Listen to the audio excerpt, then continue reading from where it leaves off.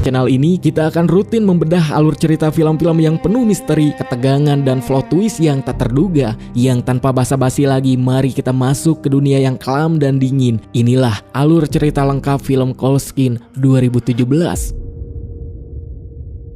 Cerita dimulai dengan sebuah tim penjelajah yang sedang berada di tengah Samudra Atlantik Selatan. Mereka berlayar menggunakan sebuah kapal besar. Di atas kapal terdapat seorang petugas cuaca bernama David yang bertugas mencatat dan melaporkan kondisi cuaca. Tujuan perjalanan mereka adalah sebuah pulau terpencil yang terletak tepat di tengah samudra, yang mana pemerintah mengirim David ke pulau itu agar ia bisa mengamati perubahan cuaca yang terjadi di sana.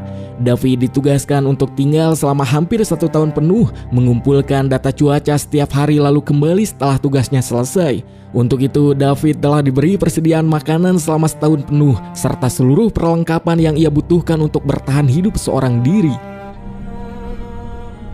Setelah menempuh perjalanan panjang selama berhari-hari, akhirnya kapal tersebut tiba di dekat pulau tujuan. Mereka pun turun menggunakan perahu kecil dan mendarat di pulau tersebut, di mana pulau ini terlihat sangat sunyi dan menyeramkan. Tak ada satupun burung yang terbang di langit, juga tak terdengar suara kehidupan apapun. Di pulau itu hanya terdapat sebuah mercusuar dan sebuah rumah kecil, dan rumah itulah yang nantinya akan menjadi tempat tinggal David. Yang mana sebelumnya pulau itu dihuni oleh seorang petugas cuaca lain bernama Robert. Ia telah menjalani tugas yang sama, yaitu tinggal sendirian selama 1 tahun penuh untuk mengumpulkan data cuaca, dan kini masa tugas Robert telah berakhir dan David yang harus menggantikannya. Namun saat seluruh tim mengunjungi rumah tersebut, mereka begitu terkejut karena tak ada tanda-tanda keberadaan manusia, sebab rumah itu kosong yang di dalamnya barang-barang milik petugas lama terlihat berserakan, seolah hal itu ditinggalkan secara tiba-tiba. Melihat kondisi itu, kapten kapal dan David berpikir bahwa mungkin seseorang berada di mercusuar, yang tanpa membuang waktu mereka pun segera menuju ke sana. Namun setibanya di mercusuar, mereka menyaksikan pemandangan yang sangat aneh, sebab seluruh bangunan mercusuar itu dikelilingi kayu-kayu tajam dan runcing yang seperti benteng pertahanan, seolah-olah kayu-kayu itu sengaja dipasang untuk menghalangi siapapun agar tak bisa masuk ke sana. Di mana sang kapten dan David berkali-kali mengetuk pintu mercusuar, tetapi tak ada jawaban sama sekali, hingga akhirnya mereka pun masuk ke dalam. Di dalam mercusuar, mereka bertemu dengan seorang pria bernama Grunner. Hingga ketika kapten dan David menanyakan keberadaan Robert, petugas cuaca sebelumnya, Grunner menjawab bahwa Robert sudah meninggal, sebab menurutnya Robert pergi ke arah laut dan tak pernah kembali lagi. Mendengar jawaban itu, David dan kapten langsung terkejut. Setelah itu si kapten berkata kepada David bahwa ia merasa ada yang aneh dengan tempat tersebut, dan ia pun mengajak David untuk kembali bersama mereka menggunakan kapal. Namun David menolak tawaran tersebut, sebab David berpikir bahwa jika ia berhasil memberikan laporan cuaca yang akurat dari pulau ini, pemerintah akan memberinya imbalan yang sangat besar. Yang pada akhirnya si kapten menyerahkan sebuah pistol kepada David untuk melindungi dirinya sendiri, juga memperingatkan bahwa tempat ini terlihat tidak aman dan meminta David agar berhati-hati. Setelah itu kapal pun berlayar pergi meninggalkan David sendirian di pulau tersebut, dan mereka baru akan kembali ke sana untuk menjemput David 1 tahun kemudian. Dimana setelah sang kapten pergi, David mulai menata rumah agar layak untuk ditinggali. Hingga malam harinya saat sedang merapikan barang, David menemukan sebuah buku harian di dalam laci yang ternyata buku itu adalah milik Robert, petugas cuaca sebelumnya. Di dalam buku harian itu, Robert menuliskan banyak hal tentang pulau tersebut. Namun ada sesuatu yang membuat David merasa tak nyaman, yaitu di beberapa halaman Robert menulis tentang makhluk misterius, dan catatan tersebut tak lengkap sebab banyak bagian yang terputus juga tak jelas. Selain itu, di dalam buku tersebut juga terdapat sketsa-sketsa makhluk aneh yang tak pernah dilihat David sebelumnya, yang mana hal itu tentu membuat David tak mengerti mengapa Robert menggambar hal-hal seperti itu, dan ia mulai berpikir mungkin Robert melakukannya karena gabut. Dan di salah satu halaman terdapat foto istri Robert yang ditempel rapi. David pun terus membaca buku itu hingga larut malam. Keesokan paginya, David terbangun dan segera memulai rutinitas barunya sebagai petugas cuaca. Ia mencatat suhu, arah angin, dan kondisi laut, di mana segalanya terlihat normal, meskipun suasana pulau itu tetap terasa ganjil dan juga sunyi. Di mana saat berjalan mendekati pantai untuk mengamati kondisi laut, langkah David tiba-tiba terhenti. Ia melihat sesuatu yang tak wajar, sebab di antara bebatuan karang terdapat susunan batu yang membentuk pola aneh, dihiasi dengan cangkang-cangkang laut. Pola itu terlihat seperti sengaja disusun, bukan terbentuk secara alami. David pun merasa heran. Ia menduga mungkin Grunner yang telah membuatnya. Dengan perasaan yang tak nyaman, ia pun memilih kembali ke rumah dan melanjutkan pekerjaannya. Siang harinya, David mengamati mercusuar dari kejauhan menggunakan teropong. Yang dari sana ia melihat Grunner sedang berdiri di depan mercusuar. Namun yang membuatnya terkejut, Grunner tampak tidak sendirian, di mana ada sesosok makhluk aneh berdiri di dekatnya.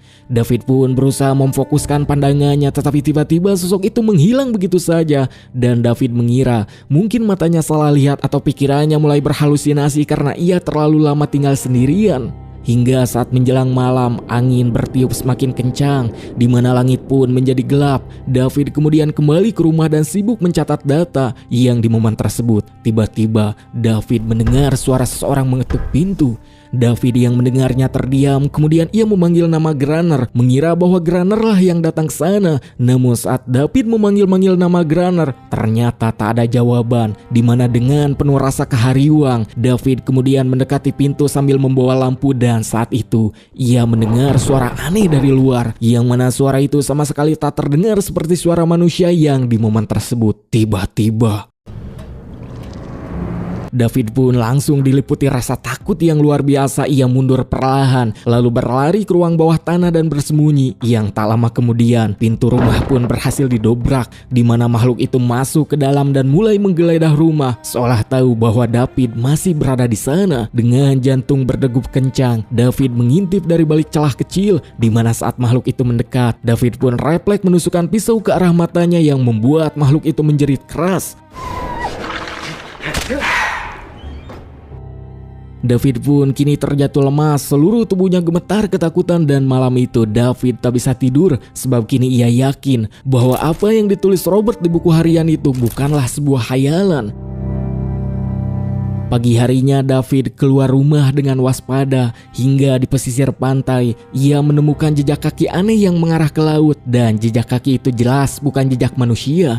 Saat itulah David mulai memahami mengapa mercusuar dipenuhi kayu-kayu runcing. Dengan rasa panik, David berlari menuju mercusuar dan memohon kepada Grunner agar membukakan pintu dan kemudian menceritakan apa yang ia alami pada malam sebelumnya. Namun Grunner menolak membantunya, di mana Grunner mengatakan bahwa David seharusnya pergi bersama kapal kemarin. Bahkan Grunner menyiram David dengan air dari atas mercusuar agar David segera pergi.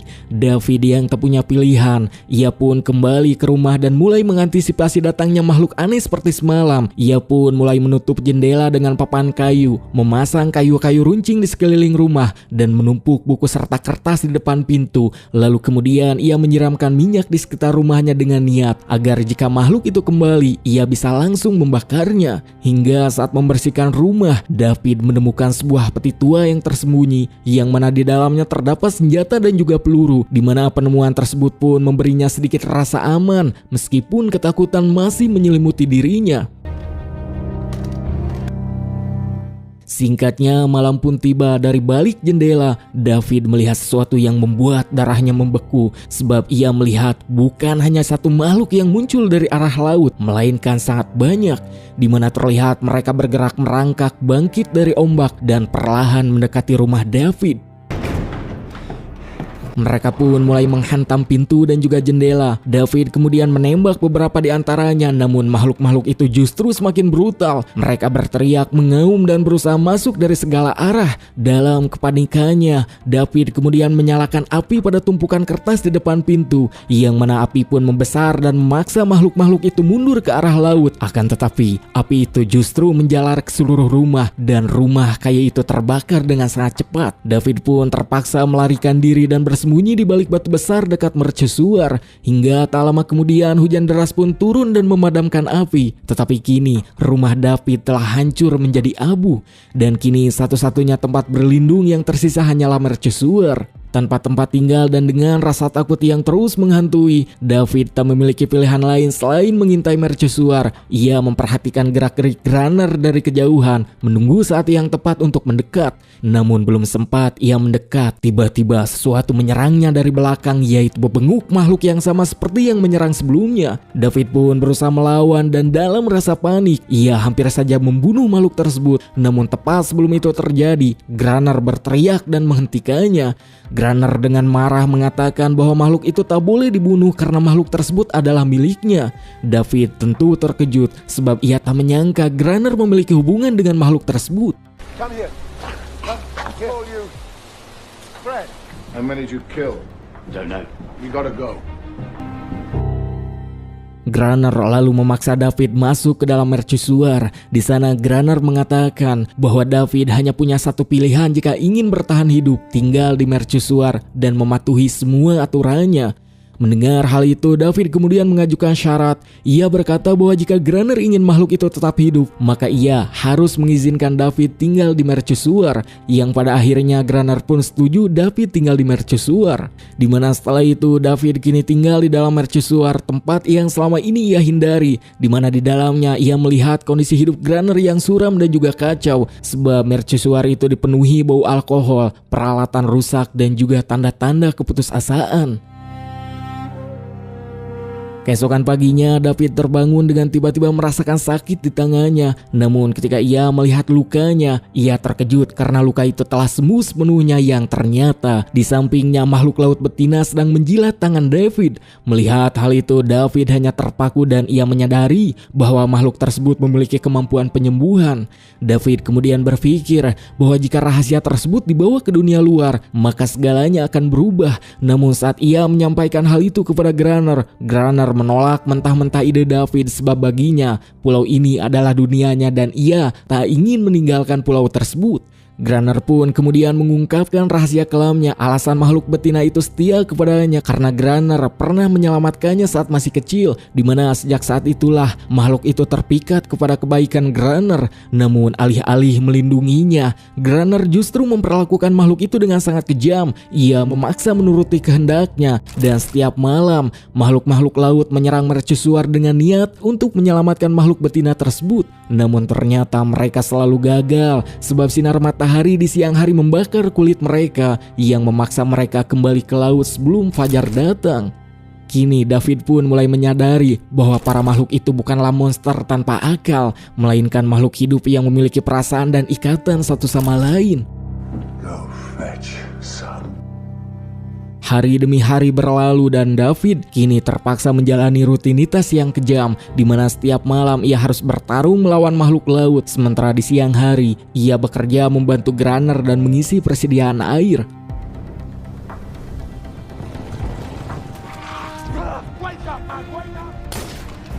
The strike's growing longer every day. Days are always the same. My place inside the lighthouse and a monster-plagued inferno.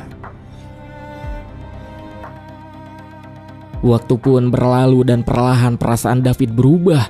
Ia mulai merasa iba kepada makhluk betina itu, di mana David pun kemudian memberikan sebuah nama pada makhluk tersebut, yaitu dengan nama Anaris. Dan di sini David kemudian melihat kesedihan yang mendalam di mata Anaris, yaitu kesedihan karena dipisahkan dari makhluk lainnya. Yang anehnya, seiring berjalannya waktu, serangan pun mulai berkurang. Grunner pun berasumsi bahwasanya itu hanyalah ketenangan sebelum badai besar akan datang, sebab ia percaya bahwa makhluk-makhluk laut sedang mempersiapkan serangan besar-besaran kepada mereka. Hingga tak lama kemudian, mereka menemukan dinamit dari kapal karam yang terdampar di sekitar pulau. Melihat hal itu, Grunner merasa mempunyai kesempatan emas dan ia pun mulai menyusun rencana untuk menghancurkan para makhluk laut selamanya. Singkatnya, beberapa bulan pun berlalu, musim dingin datang, salju mulai menutupi pulau. Anehnya, serangan para makhluk laut berhenti total karena kini tak ada teriakan dari laut, tak ada bayangan di antara ombak, seolah-olah mereka tahu bahwa sebuah jebakan besar telah disiapkan.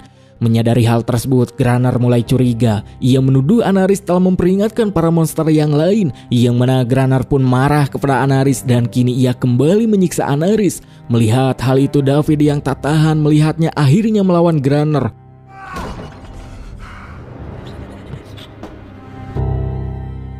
Hingga pada akhirnya mereka pun sepakat untuk membuat rencana terakhir, yaitu pintu utama mercusuar akan dibiarkan terbuka dan ketika bebenguk para makhluk masuk, 2 lapis dinamit akan diledakkan sekaligus. Yang ternyata David diam-diam punya rencana lain, di mana malam itu David menyuruh Anaris naik ke puncak mercusuar untuk berteriak, yang dengan teriakan Anaris yang menggema di atas laut, hal itu pun membangkitkan kemarahan para makhluk laut. Hingga dari kejauhan puluhan makhluk muncul dari air bergerak cepat menuju mercusuar, di mana melihat pintu terbuka mereka semua mengira ini adalah kesempatan terakhir untuk menyelamatkan Anaris. Dan saat para makhluk itu masuk, pertempuran pun seketika pecah.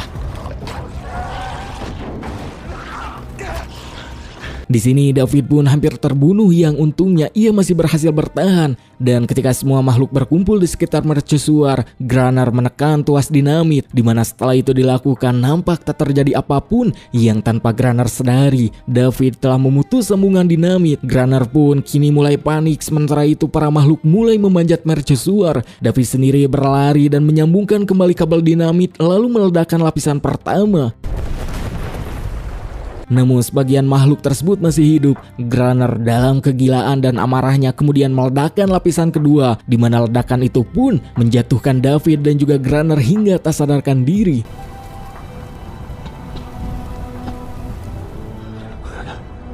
Hingga saat pagi harinya kita diperlihatkan dengan mercusuar yang kini dipenuhi mayat makhluk laut, dan kini Anaris pun menghilang. Juga makhluk-makhluk yang terluka diseret Grunner dan dibunuh satu persatu tanpa rasa iba. Saat itulah David melihat sesuatu yang mengubah segalanya. Ia melihat di leher salah satu makhluk yang mati tergantung sebuah kalung yang menandakan simbol kekeluargaan.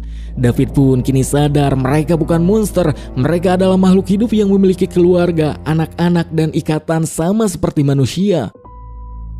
Singkatnya, sejak hari itu tak ada lagi serangan, namun setiap malam David mendengar tangisan dari arah laut. Ia pun sadar mereka telah memusnahkan sebuah komunitas hanya karena ketakutan dan kesalahpahaman.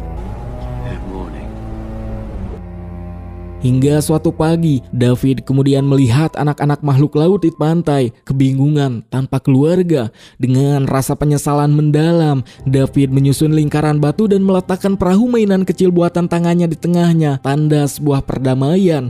Di momen tersebut, ia kemudian menunggu berjam-jam, berharap Anaris akan datang. Namun ternyata Anaris tak kunjung datang ke sana. Keesokan paginya, David menemukan sebuah foto lama milik Grunner, dan foto tersebut sama dengan yang ada di diari atau catatan Robert. Disinilah akhirnya kebenaran terungkap, karena ternyata sosok Grunner tak lain adalah Robert itu sendiri. Juga kini David mengetahui bahwa Robert tak pernah mati. Ia hanya mengganti identitasnya karena tak ingin meninggalkan pulau tersebut. Dan di sini David juga mengetahui alasan Robert ingin tetap tinggal di sana, yaitu berkaitan dengan sang istri, di mana setelah istri Robert meninggal, Robert mulai merasakan kesepian dan pada akhirnya kegilaan perlahan menghancurkan pikirannya. Sore harinya, David kembali ke pantai. Ia kemudian melihat perahu mainan yang dibuatnya kini telah berpindah, dan di sana berdiri seorang anak makhluk laut yang sedang memegang perahu tersebut. David pun kemudian menyalakan sebatang kayu dan meletakkannya di tengah lingkaran. Ia melakukan itu untuk memberi tanda bahwa ia tak berniat untuk menyerang. Hingga pada akhirnya, di momen itu Anaris pun muncul, diikuti oleh seluruh reng-rengan makhluk tersebut. Dan untuk pertama kalinya mereka tidak menyerang, sebab kini yang mereka inginkan hanyalah sebuah kedamaian. Namun tiba-tiba si bebenguk Grunner muncul dengan senjata di tangannya, sebab baginya jika tak ada ketakutan maka ia bukan siapa-siapa. Yang tanpa basa-basi ia pun langsung menembakkan senjata tersebut, yang membuat seorang anak makhluk laut seketika tewas. Menyaksikan hal tersebut, para makhluk laut pun kabur ketakutan. Sementara Anaris kemudian memandang David, mengira bahwa itu adalah rencana David untuk menjebak mereka semua. David yang dipenuhi amarah kemudian menyerang Grunner, hingga saat Grunner hendak membunuhnya, David menyebut nama asli Grunner dengan sebutan Robert. Mendengar nama tersebut disebut oleh David, seketika Grunner pun terdiam dan ia menyadari bahwa semua yang ia lakukan selama ini hanya untuk kekuasaannya semata, agar mengobati rasa kesepiannya.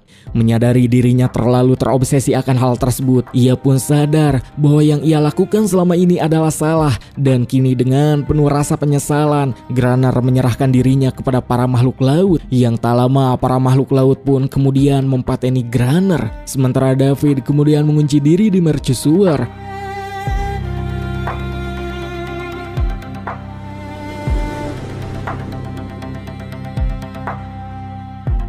Singkatnya, waktu pun berlalu. Setahun kemudian, sebuah kapal pemerintah tiba. Seorang petugas baru dan petugas cuaca baru datang. Hingga ketika mereka bertanya tentang petugas sebelumnya, David menjawab hal yang sama seperti yang dikatakan Grunner dulu, yaitu petugas selamat telah pergi ke laut dan tak pernah kembali. Dan kini, David pun memutuskan untuk memilih tinggal di sana sendirian. Sementara itu, Anaris dan para makhluk lainnya akhirnya hidup bebas di laut dan di pulau tanpa ketakutan.